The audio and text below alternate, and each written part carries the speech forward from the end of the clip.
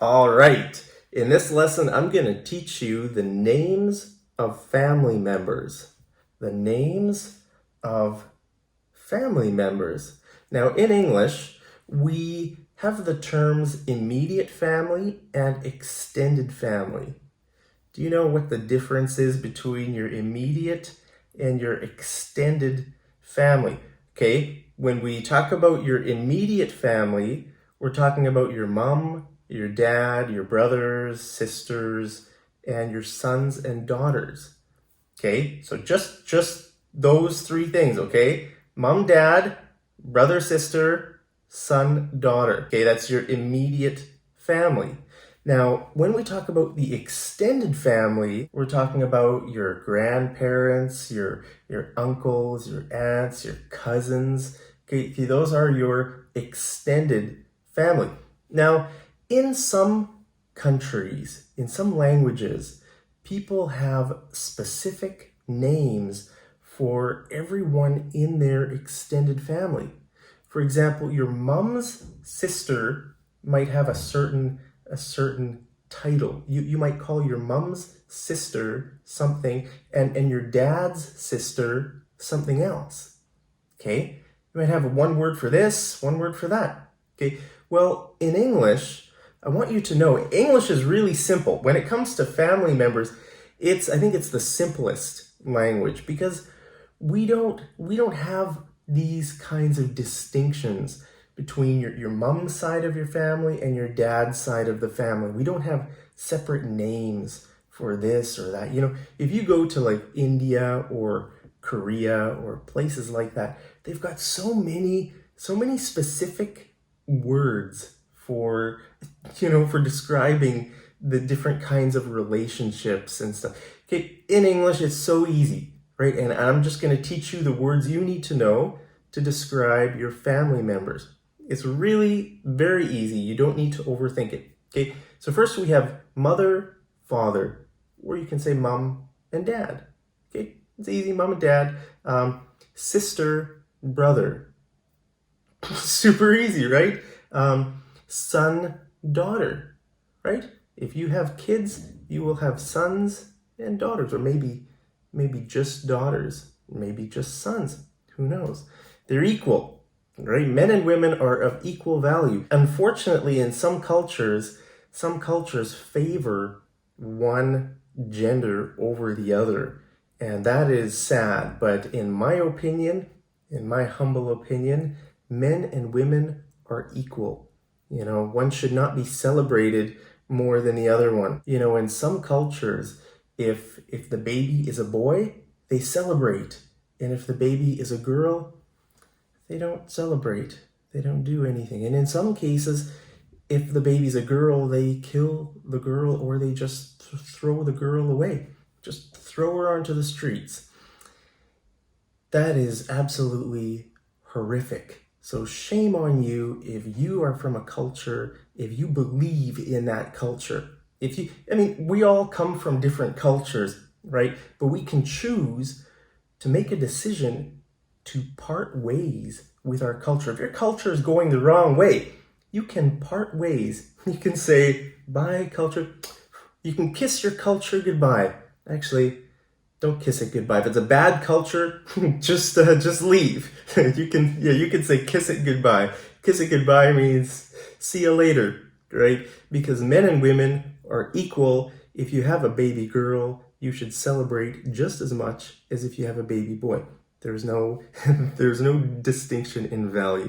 Okay, so the next one is, let's talk about extended family. So uncle and aunt.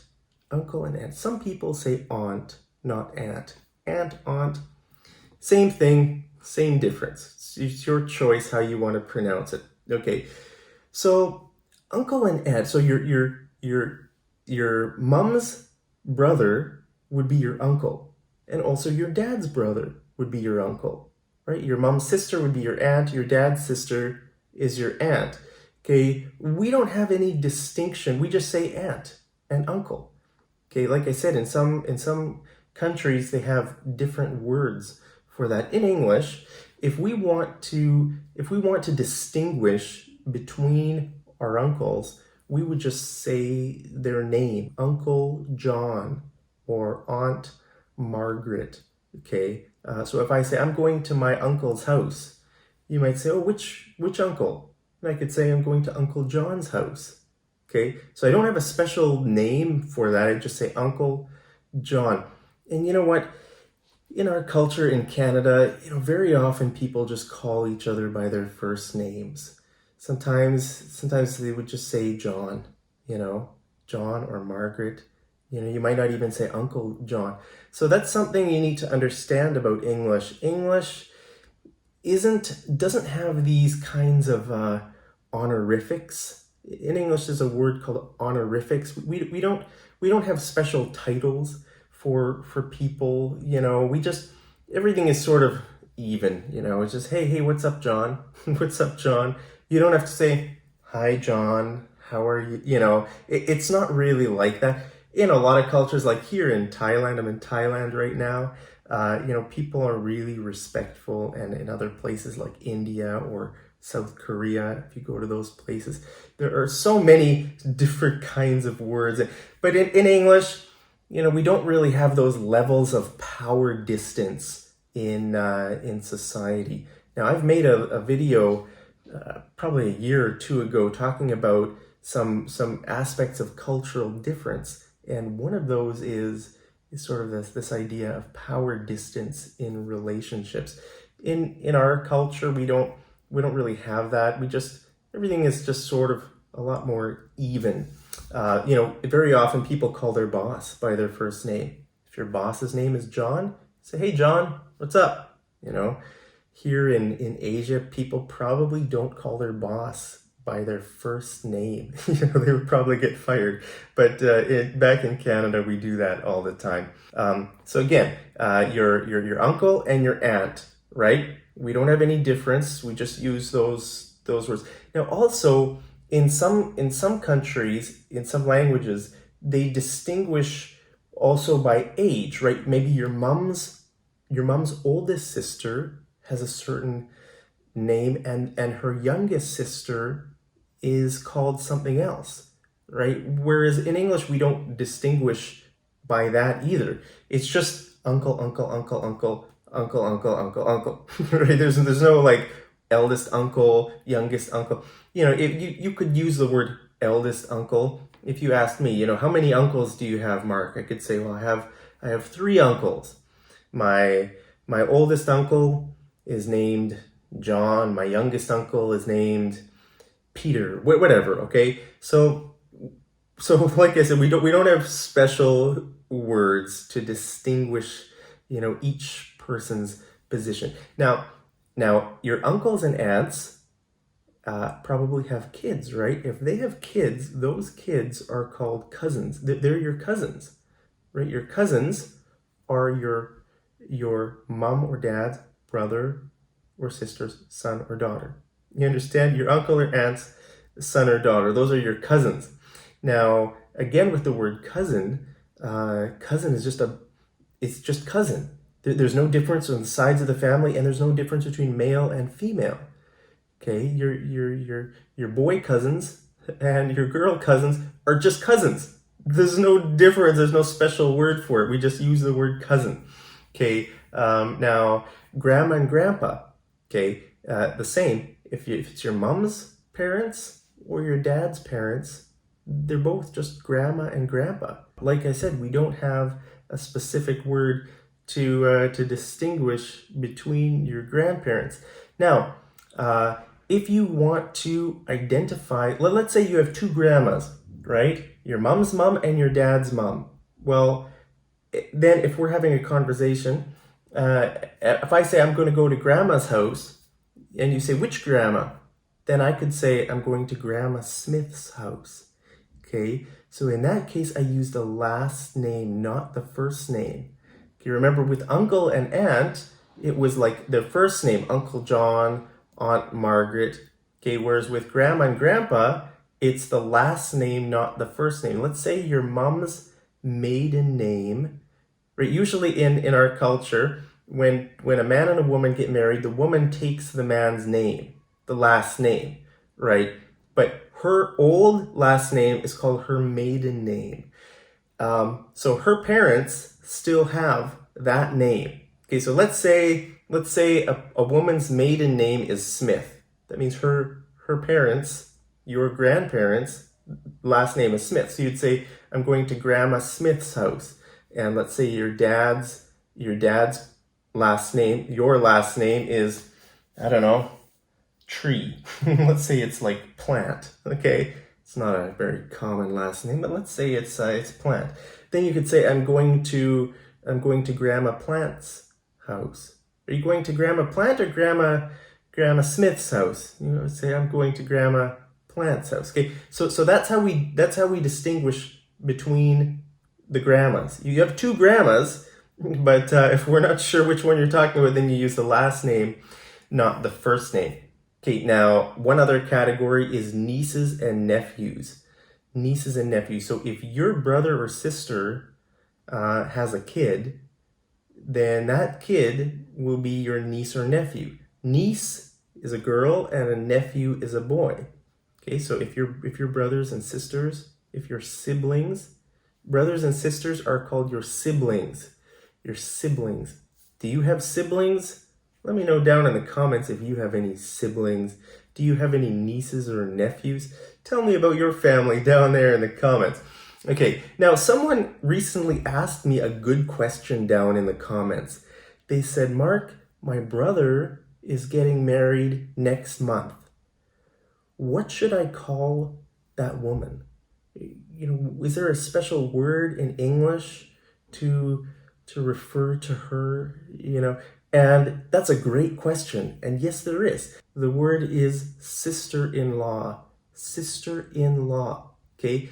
In-law means not by blood, by law, right? So your in-laws are your family who are not related by blood, but related by law, right? So if your brother gets married, that woman will be your sister-in-law, not your sister by blood, right? Your cousins, your grandparents, all of those, those are real relatives, like related by blood, right? But all the ones that are not are called your in-laws, your in-laws. Do you have in-laws? Now you could have a mother-in-law or a father-in-law, right? If you get married, your husband or wife's parents are your mother-in-law and your father-in-law. You could have a sister-in-law or a brother-in-law, right? If your brother or sister gets married, then that would be your brother-in-law or your sister-in-law. And you can also have a son-in-law or a daughter-in-law, right? If your son gets married, you know, then you have a daughter-in-law. Or if your daughter gets married to a guy, you know, that's your son-in-law. Okay, so we just use in-law for those things. I think mother, father, brother, sister, son, daughter. We don't use in-laws for like cousin. Like for example, let's say your cousin gets married. We wouldn't use the word in-law for that. I mean, that's just too far away. We don't say anything. You would just use the person's first name. You could say, you know, hey Lisa. Hi Lisa. You wouldn't say hi cousin-in-law. You wouldn't say she's my cousin-in-law. I mean, you could say that, but it's not really. It would probably be more natural to say my cousin's wife or my cousin's husband. Okay, so like I said, in English, it's just really simple. We don't have a specific word for all of these things. Now, I should mention that your brothers, let's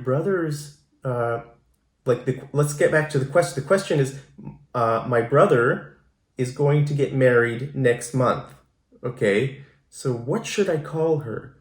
Well, right now, she is his fiancee. Fiancee. I mean, they're not married yet. She's not your sister-in-law yet. She's your sister-in-law to be.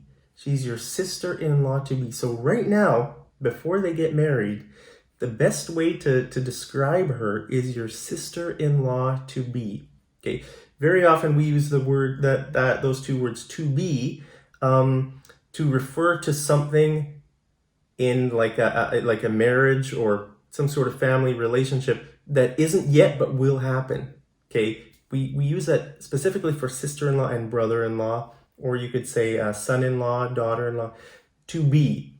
Okay, my son is getting married next month, so I'm going to have a daughter-in-law to be.